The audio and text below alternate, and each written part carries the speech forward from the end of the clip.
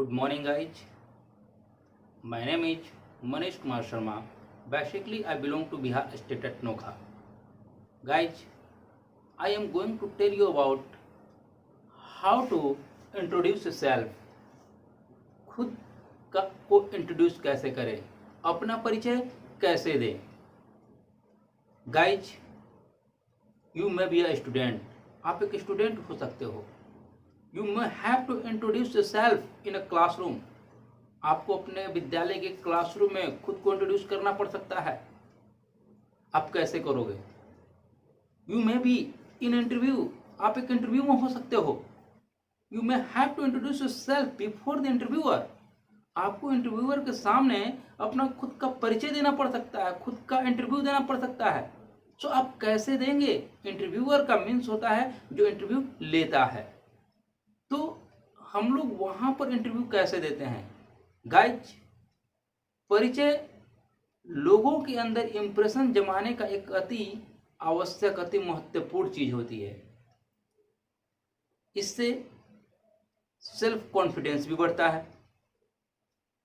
तो सबसे पहले हाउ टू इंट्रोड्यूस योरसेल्फ, खुद का परिचय कैसे दे, बहुत एक आसान सा तरीका है. आप इस फॉलो कीजिएगा और देखिएगा. सबसे पहले हम लोगों को ग्रीट करते हैं. सबसे पहले क्या करना चाहिए? हमें लोगों को ग्रीट करना चाहिए. ग्रीट कैसे करते हैं? तो ग्रीट ध्यान पे रखेंगे. ग्रीट जब हम लोग करते हैं तो हम लोग good morning, good afternoon, good evening, इन सारी चीजों का प्रयोग करते हैं. जैसे हम लोग बोल सकते हैं good morning sir, good morning students, good morning guys, good afternoon, good evening. ये ग्रीट करने के फॉर्मल तरीके होते हैं. ये ग्रीट करने के फॉर्मल तरीके होते हैं. लेकिन हाय, हेलो, हे, व्हाट्सअप ये इनफॉर्मल तरीका है. इसलिए इससे कभी भी आप ग्रीट मत कीजिएगा.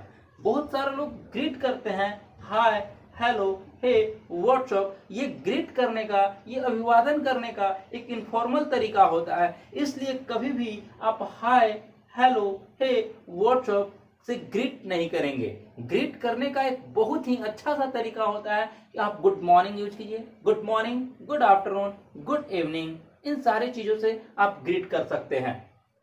देन आफ्टर नेम, उसके बाद हम लोग नेम बताते हैं. नेम बताने के लिए भी बहुत सारे ट्रिक होते हैं. नेम कैसे बताते हैं हम लोग?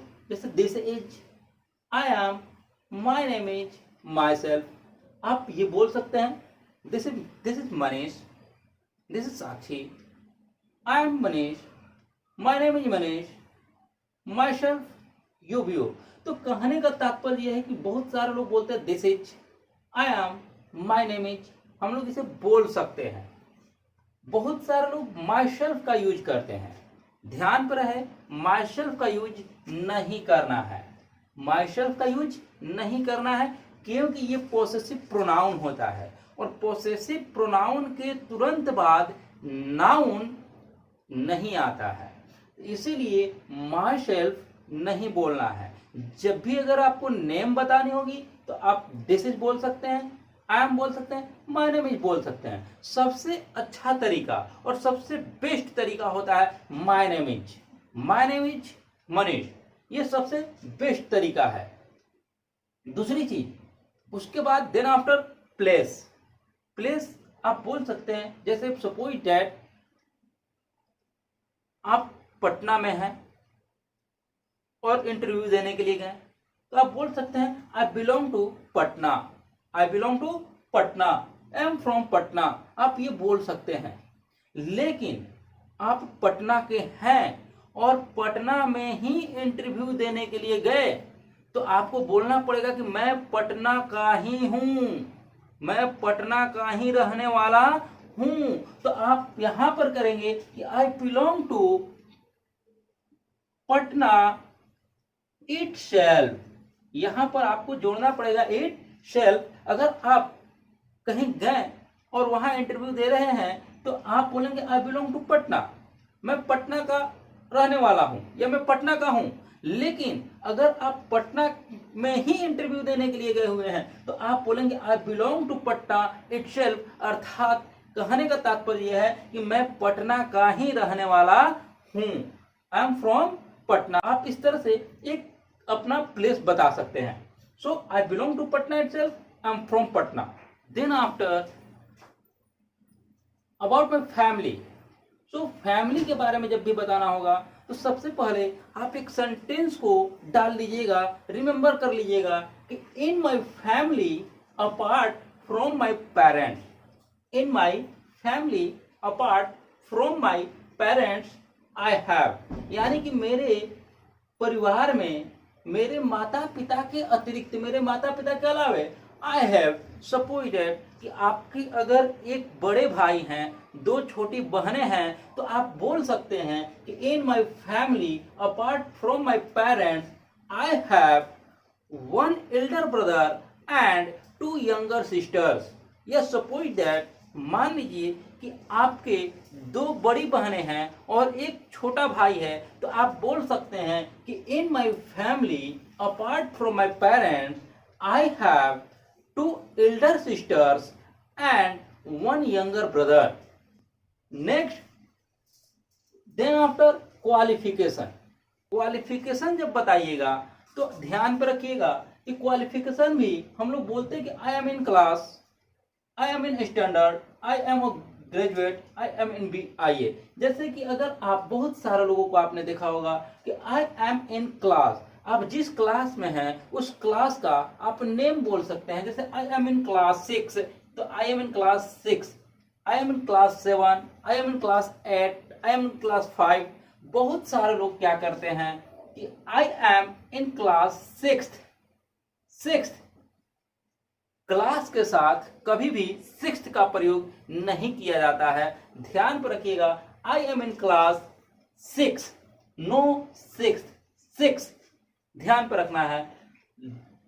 आई एम इन स्टैंडर्ड, यहां 6th लिखना है.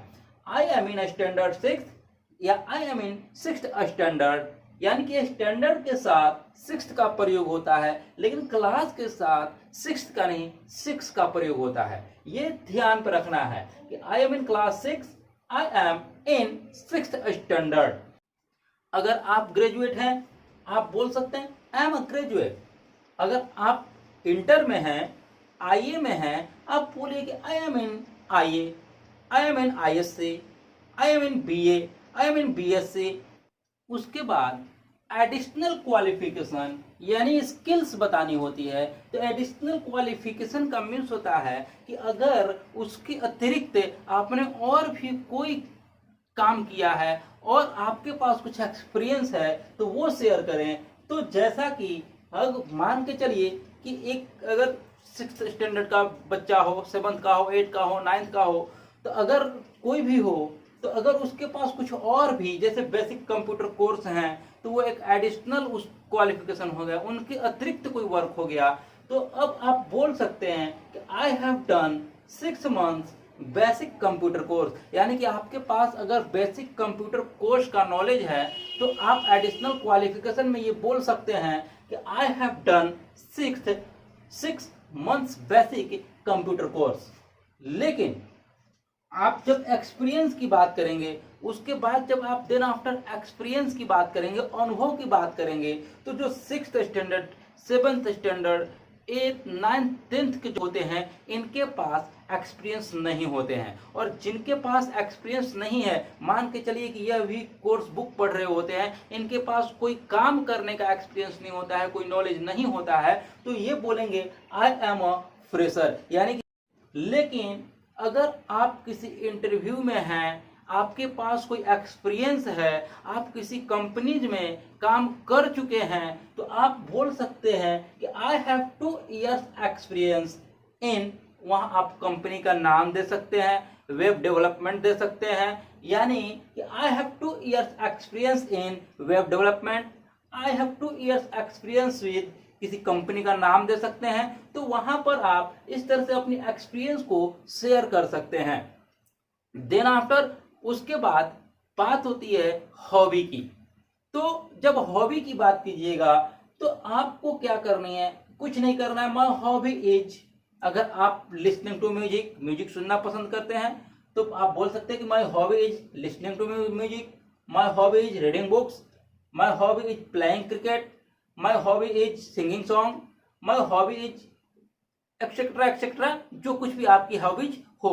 आप माई हॉबी की जगह आई लव का भी प्रयोग कर सकते हैं, यानी कि I love listening to music, I love reading books, इन सारे चीजों का प्रयोग कर सकते हैं। सपोज दैट, मान लीजिए कि आप म्यूजिक सुनना और पुस्तकें पढ़ना दोनों पसंद करते हो, तो आप बोलेंगे कि my hobbies are listening to music and reading books.